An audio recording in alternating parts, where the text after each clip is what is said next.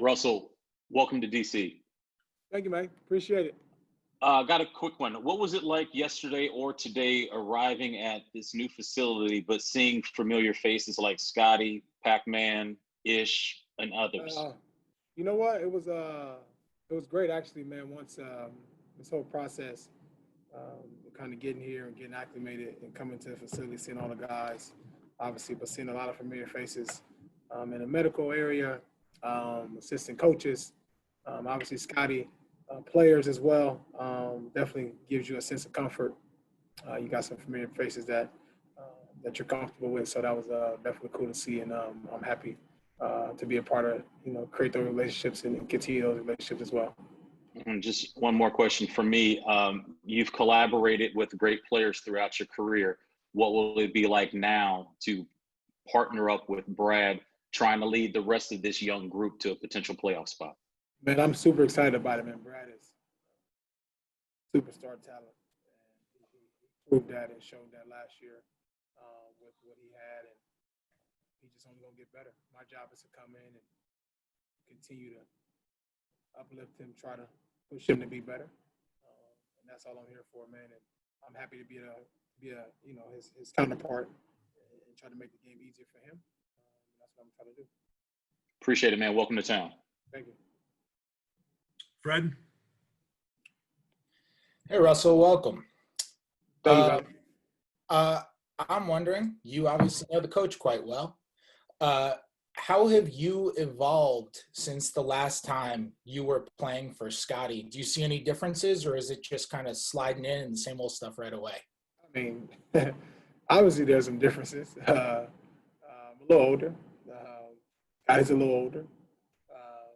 We had some time and apart, but the great thing about me and Scotty's relationships, we always stay connected. We always been in contact throughout my whole career. Scotty was a huge part of the reason why I'm able to do some of the things I'm able to do now.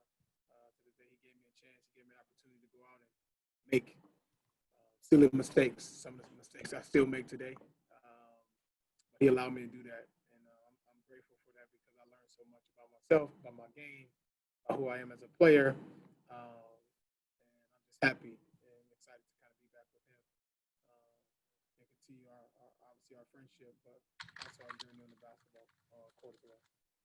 Yeah, just about you and Scotty since the last time you guys were together.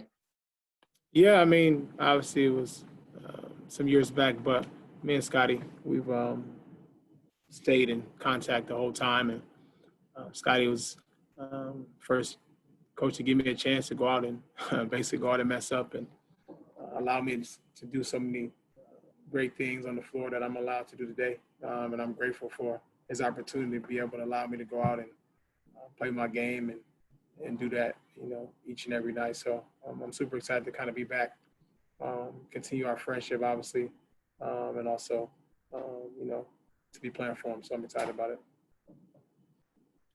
Ava? Hey, Russ, welcome. Nice to get to talk to you finally. Just wondering, obviously, you had such a big shift in your career going to Houston last year after the franchise you were with for so long. Doing that again the second time around, do you feel like you know things now just about making the organizational shift and trying to understand the new system and everything? Do you feel like it's almost going to be easier the second time around for you? It's always tough to be able to get up and move. It's tougher for me now, and I would say not for me, but my family and my wife, because she has to move all my kids and all of our kids and stuff, and find schools and places to stay. So that's the most difficult part, because I know the stress it kind of puts on my family. For me personally, I kind of just go with the flow. But that's the most important part about my life is my family. So just get acclimated is an important thing, especially for the wife and the kids. And we asked Scotty the same question, but you're obviously such a known quantity. So many people have opinions about you. What do you feel like is maybe most either misunderstood about you or maybe misrepresented about you? Where do you want me to start? It's the whole thing. We have time. Well, listen, I think the underlining thing about that is that 90% of it, 100% of it not even true, because a lot of times the things that are made up, people don't actually know me to be able to say anything about me or what I'm about or what I believe in.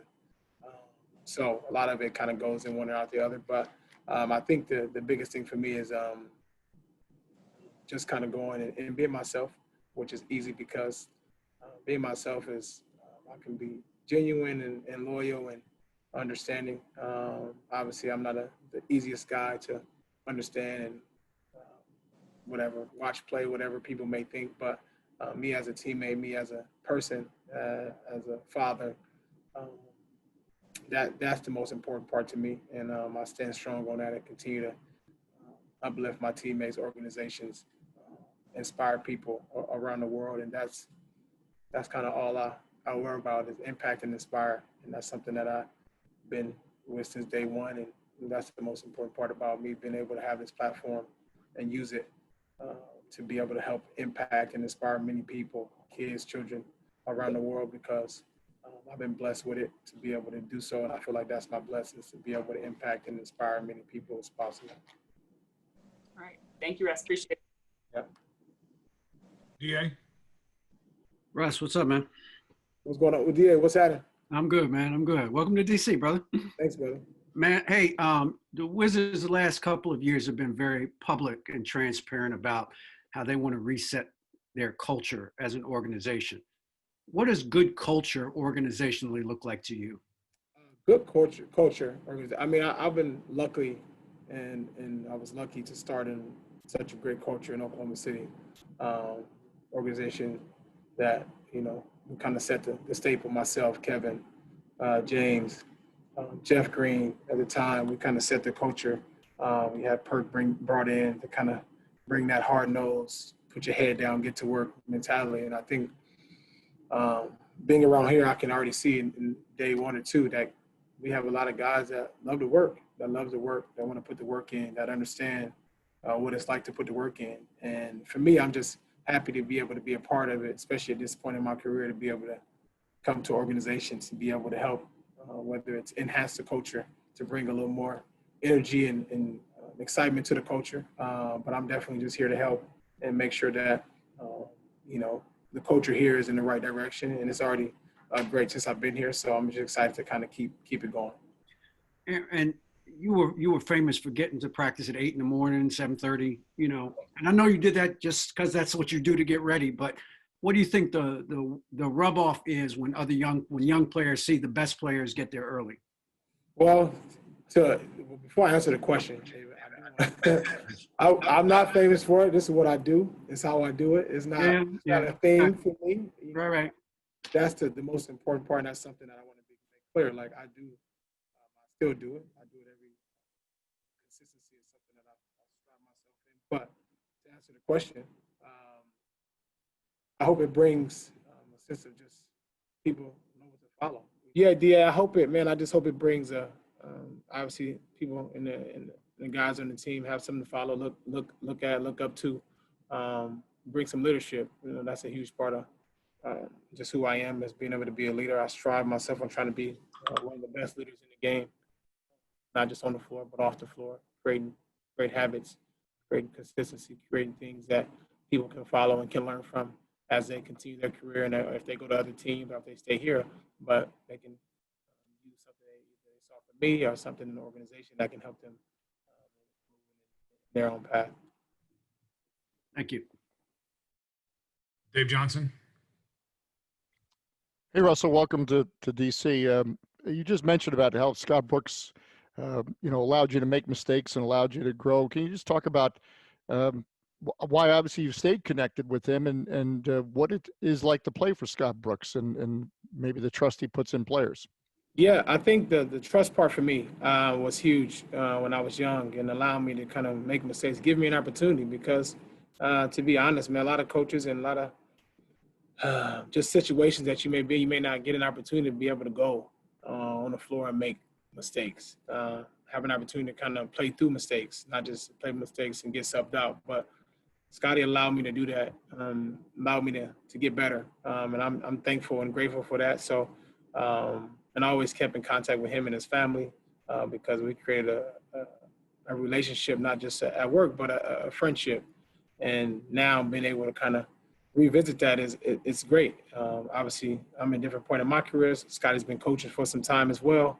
But I think it's great, man. I'm excited about it.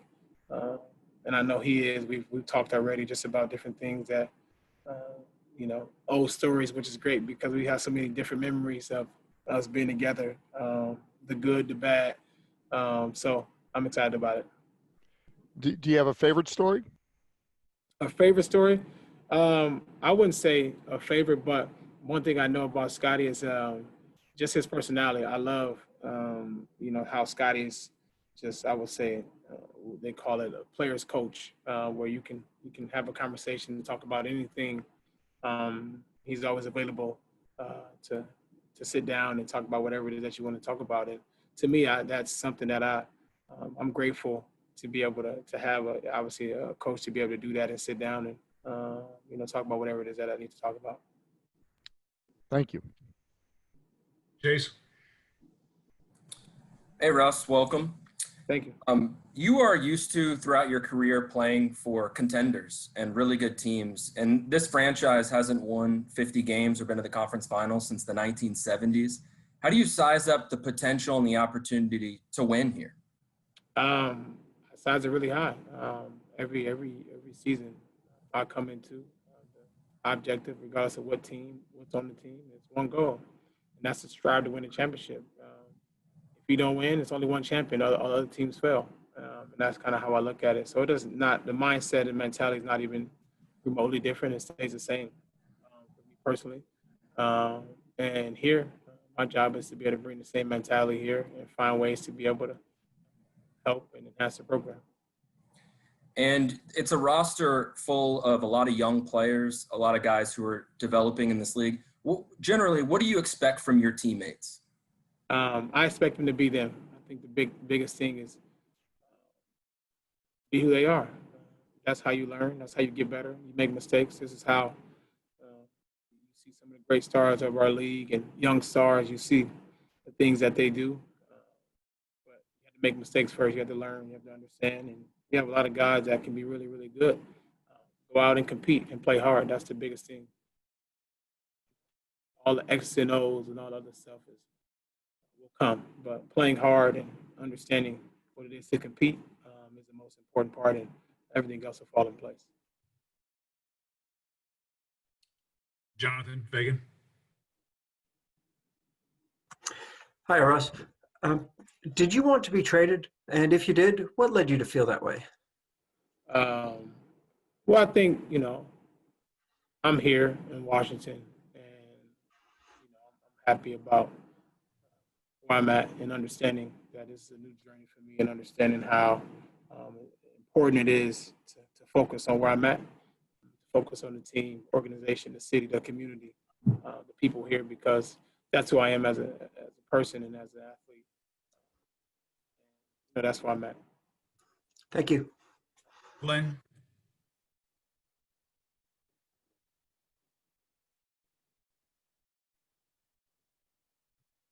Glenn Consor? Hey, Russ, welcome. Sorry. Thank you. You mentioned earlier how, when you were a young player, you were allowed to play through mistakes. But your game has really been impressive because you've been able to seem to improve every year you've played. Averaging triple doubles, MVP of the league. You're a different player now than you were when you were younger. How do you coach you now versus a young Russell? Shit. I mean, you might have asked Scotty that one. He probably got the answer to that one. But, I mean, honestly, you're hard on yourself. I know you're hard on yourself. I'm very, very hard on myself. Nobody's more hard on myself than me. And every year, like you mentioned, man, I try to come back better at something. And that's my goal every year. I try to come back better at every aspect of my game because I feel like I can do everything. And that's just how I believe. As far as coaching, I'm very coachable. Never had any issues with any coach of being coachable or understanding the game and listening. I'm all ears when it comes to coaching, and Scotty knows that.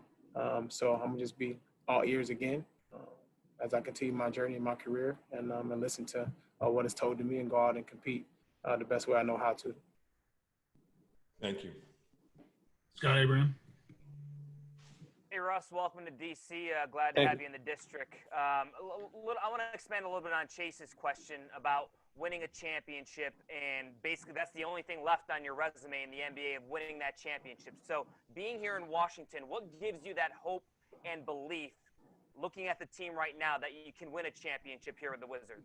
Well, before I answer the question, I don't agree with you on the resume thing because I don't think that if you don't have a championship on your resume, if that's the only thing you play for, I don't believe that's true, especially for me, as I look at legacy and understanding what that means. So I have a different perspective as it pertains to that.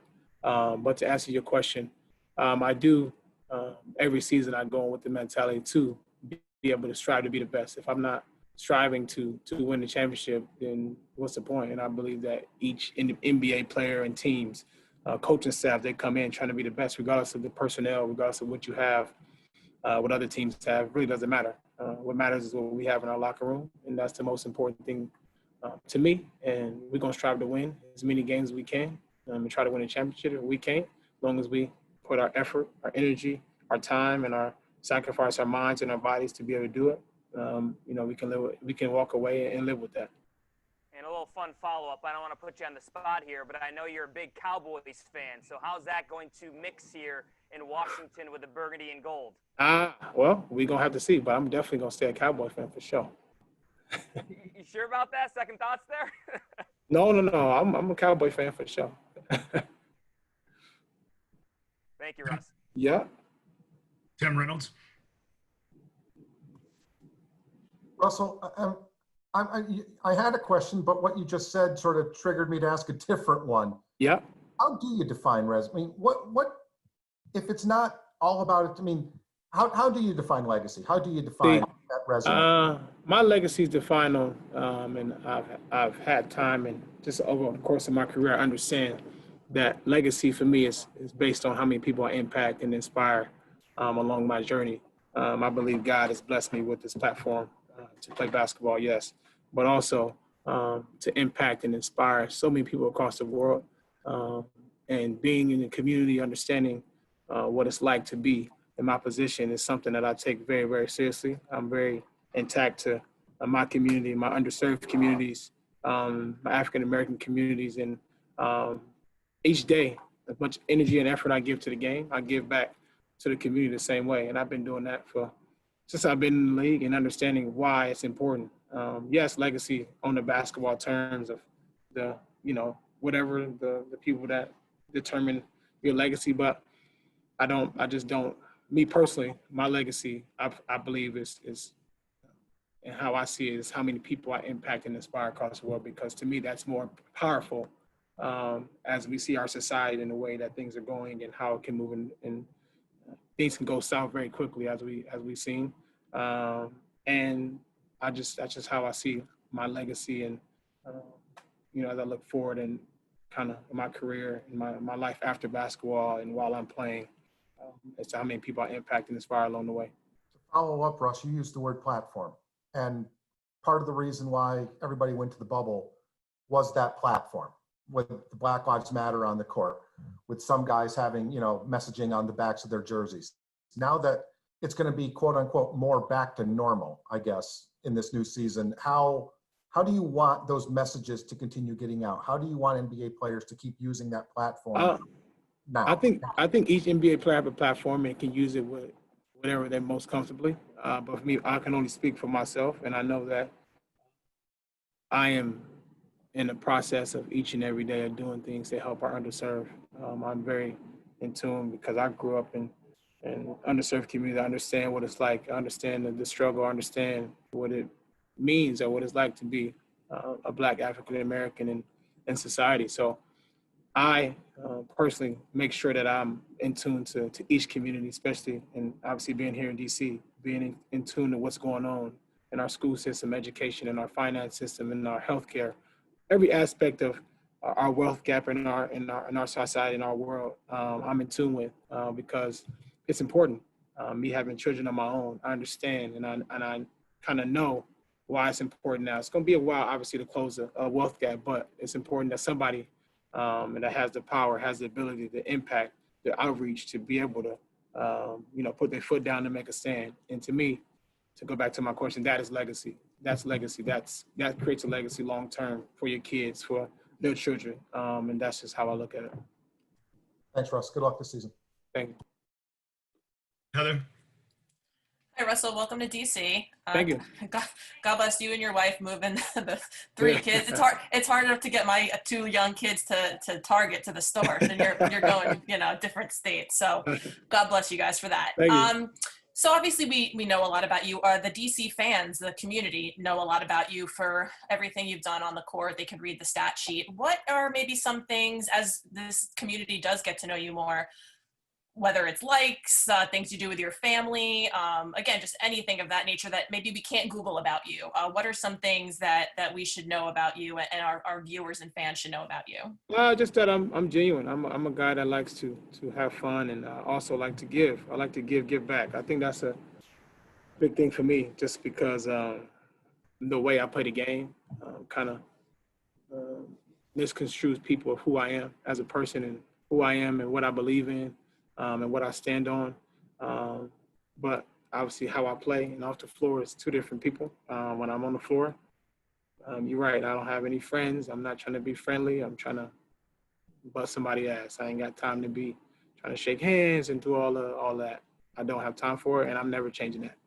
Off the floor, I'll continue to get back. I'll continue to be, to serve our community, serve the communities here, serve the communities where I'm from, continue to serve our underserved, continue to find ways to be able to change our system and our society, continue to do things for my family, continue to do things the right way. I'm all about trying to do things the right way, regardless of if anybody like it or not.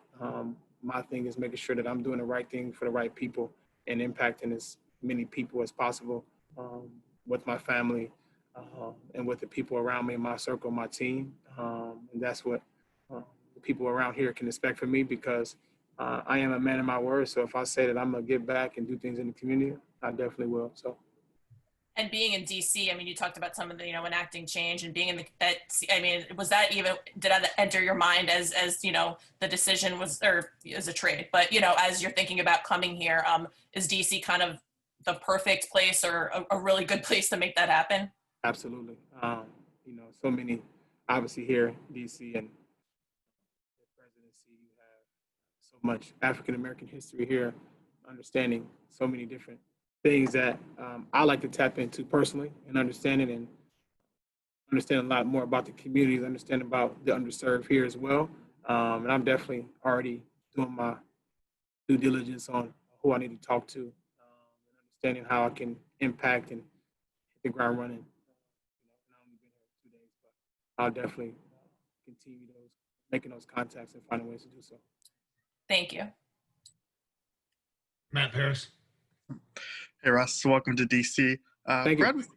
Brad was saying yesterday about what it was like to face you as a competitor and how he's glad that you're on his side now. Just where does that passion, that intensity come from? And did you always have that as an early age? Like, where did that intensity develop?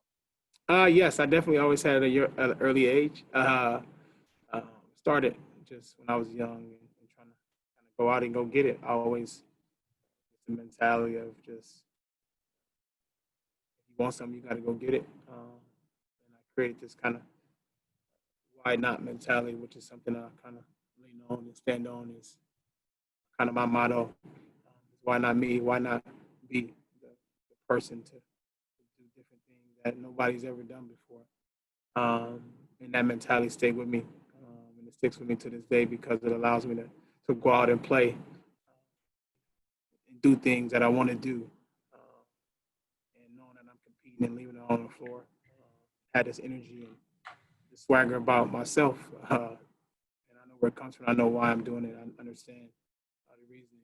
I understand how it can impact other people, how it can uplift them. So I just constantly bring it because I know one thing I learned at an early age is being consistent is hard. doing the same thing over and over again at a high level is difficult. And I really, really pride myself on doing that. So being a competitor and doing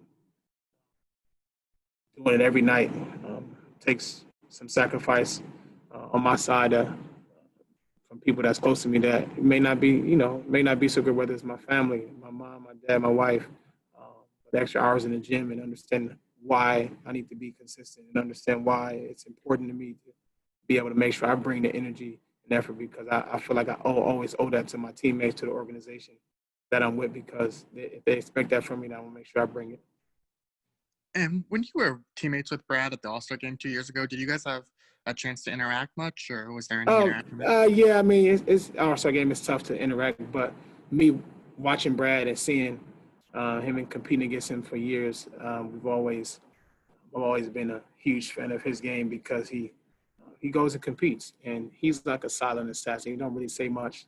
He kind of goes in the game, but once the game starts, he gets to it, and that's something I love about him always. Just watching him, and obviously he's gotten better and better each and every season, and I'm just excited to be able to play alongside of him and help him in any way I can. Thank you so much. Michael Lee. Hey Russ, how you doing? What's up, man? Welcome to DC. Well, I just want to ask you about the number 4. I mean, obviously, the number 0 is what you've worn your whole career, and there's another guy who wore that number in DC that I'm sure you're familiar with. Yeah. What did you go back to number 4, and what your thoughts on the previous guy who wore 0 in this city? Well, for me, I had an opportunity to get 0, and I had an opportunity to pick kind of what number I wanted. Obviously, I could have stayed with 0 if I wanted to, but I just decided to. It's kind of my first time in my career I can go back to my original number. When I got to Oklahoma, even at UCLA, I got there. Aaron Afalo had it, UCLA, and then I got to Oklahoma City. Nick Collison had it, and then when I got to Houston, Daniel House had it. So I never had an opportunity to kind of go back to my original number. 4 is my favorite number. For me, it's a representation, and not the number of people, but to me, it reminds me of just who I play and what I play for, and that's my family, my wife, my kids, my mom, my dad, my brother. Like, it reminds me and it gives me a sense of my roots and where I started from and my where I get it from, because I mean I have 4 of my since I can remember, and it's something that allows me to get back to why I love the game, why I fell in love with the game, why I play the game, who I play it for, and I'm just happy to be able to have that number back. So I'm excited about it. And last, what was your attraction to Washington? Why was that the place where you wanted to be at this stage in your career? Say it again. Your attraction to Washington. Why is it where you wanted to be at this stage in your career? I think, once I got traded here, I was obviously there's so many familiar faces here, but not just that. An organization that is in the path of trying to do the right things culturally, trying to do the right things in the community, trying to do the right things on the basketball court, but also standing for the values of our organization, the values of the people here. And that, to me, that's a huge thing for me, just how people are. I think the thing a lot of people don't realize is basketball is, you only go play a short amount of time in your life, but those relationships you gain while you play, the people you meet along the way, the people you impact along the way, those last for a lifetime. And that's something that you think about. Man, I've had to think about as I've gotten older and understanding, like, okay, as if I move to a different place, understanding the people you're around, understanding the people that you associate yourself with. And there are so many great people here that I know personally that I've had relationships with before I was here. And I'm just happy to be here. So